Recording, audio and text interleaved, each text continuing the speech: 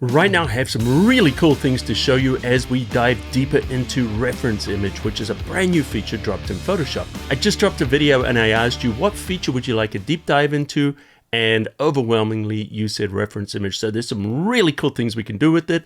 Let's jump in right now. When I made my new features video, I asked you which feature you wanted me to go deeper into.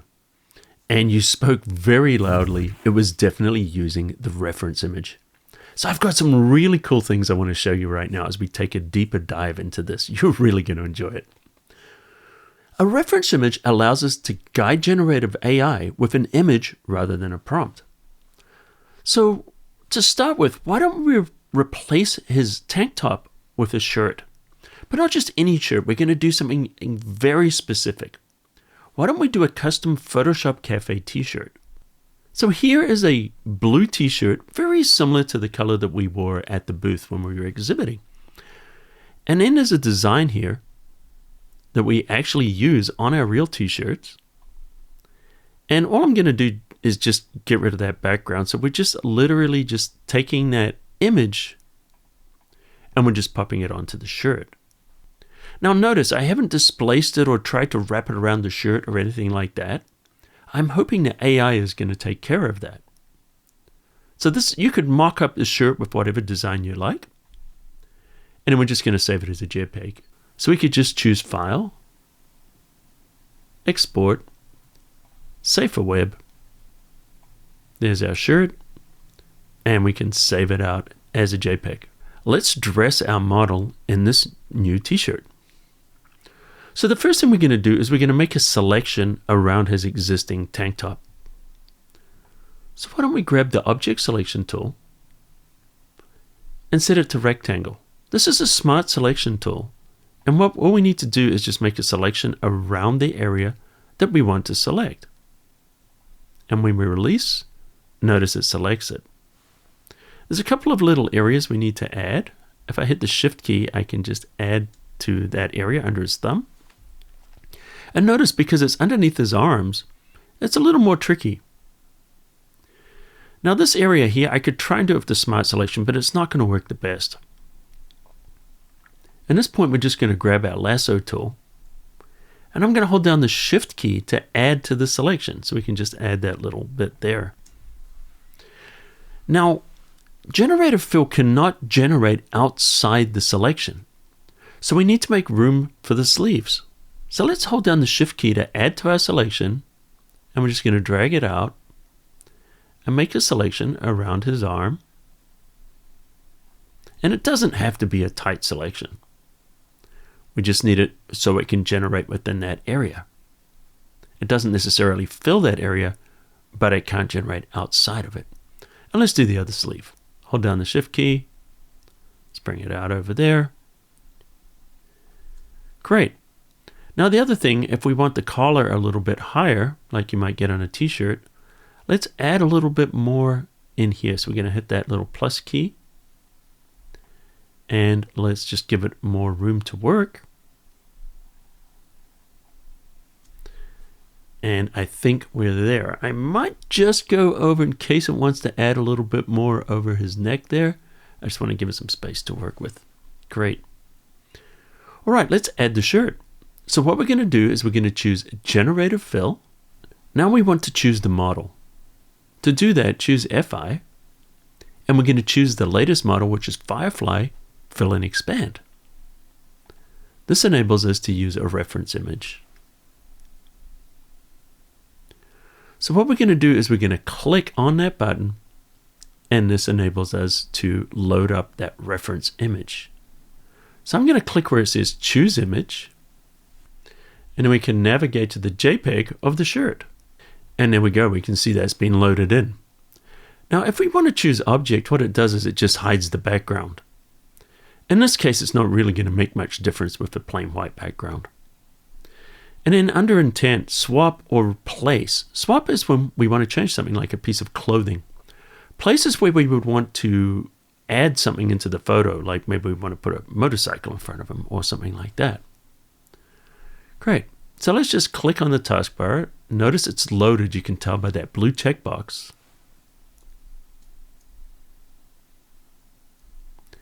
And now we're going to click generate. And look at that.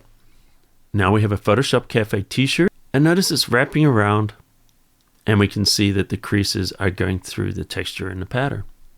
Now we have 3 variations. Here's our second variation, and here's our third variation. And before you generate anything, you can check what the cost is going to be in generative credits.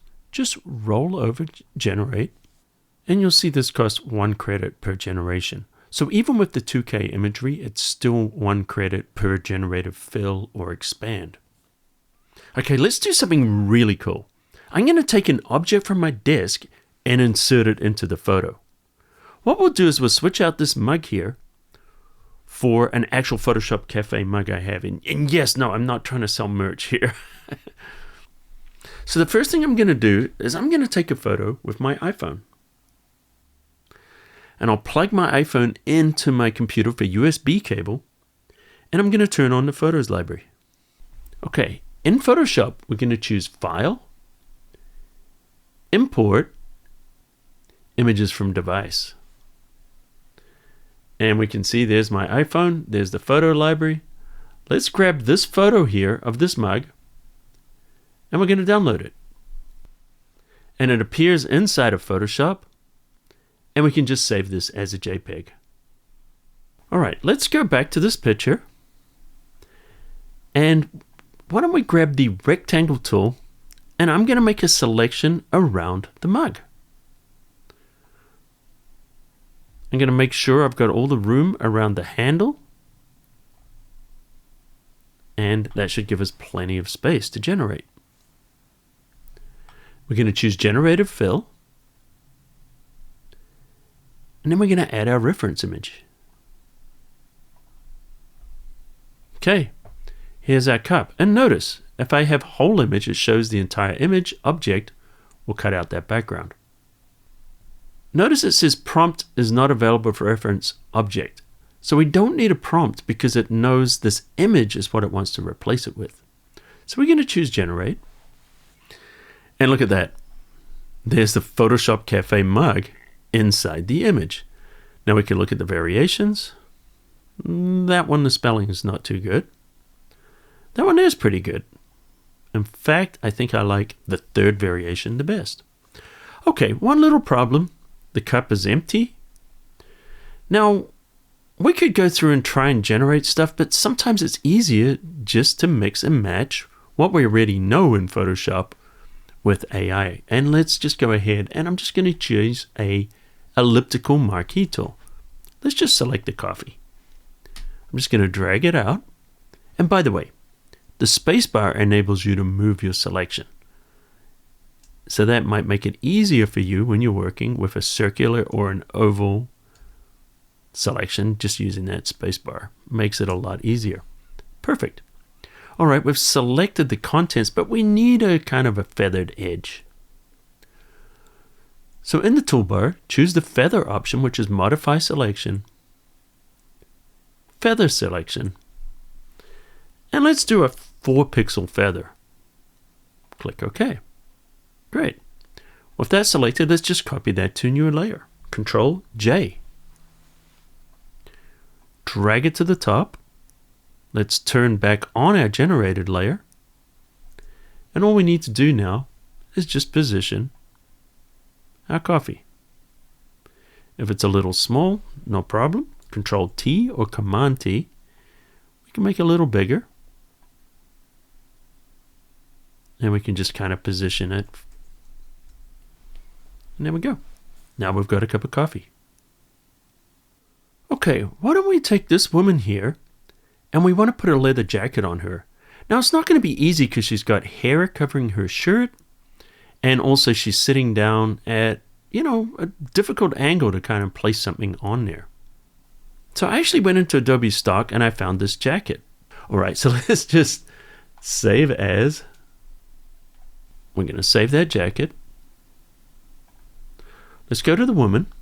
And this time we're just going to grab a rectangle tool and we're just going to make that tool.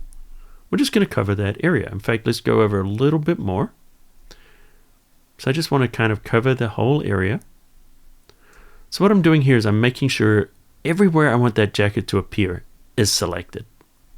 So it enables the sleeves go all the way down here. Obviously it doesn't need to go that high, but we can put that jacket in there.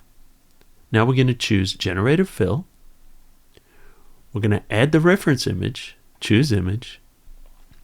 There we go. That jacket has been added. Let's click on Generate.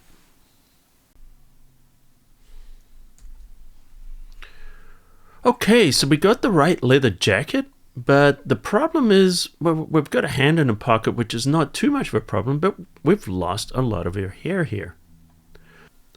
Now we could mask back the hair, but let me show you a little trick when you're working in a situation like that when we generate. So let's go ahead and we're going to choose the selection brush tool. Now I could use the lasso just as easily, but we're just going to paint over the areas. Let's make this brush bigger. I'm using the right bracket key, and we're just going to paint over the areas that we want to generate the jacket, just like before.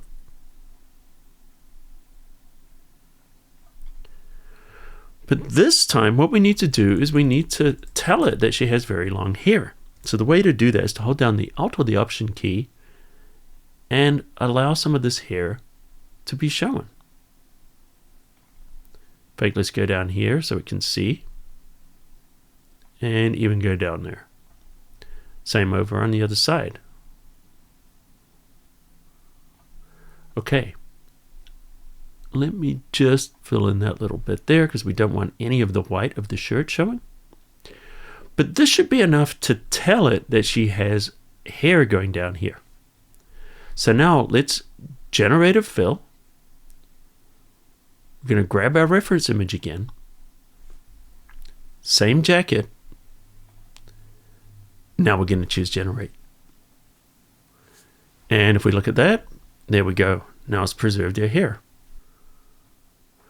All right, so we can look at the variations and we can see it's very close to her natural hair.